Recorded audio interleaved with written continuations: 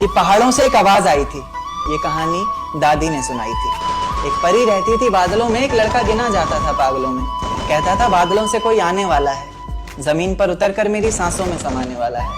उसे बिना देखे इजहार करता हूँ, कहता था मैं उसे खुद से भी ज्यादा प्यार करता हूँ। इतना सब सुनकर परी ने जमीन पर आने की ठानी। माँ ने रोका, बाबा ने समझाया, पर किसी की एक न मानी।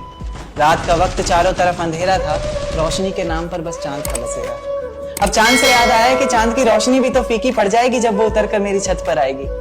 तो कहानी ने नया मोड़ लिया। परी ने प्यार की खातिर ख्वाबों से रिश्ता तोड़ लिया। कहीं मैं सपना तो नहीं देख रहा, ये मेरे सामने कौन खड़ा है? कुछ बोलता क्यों नहीं, तेरा चुप्पी साधे क्यों मौन खड़ा है?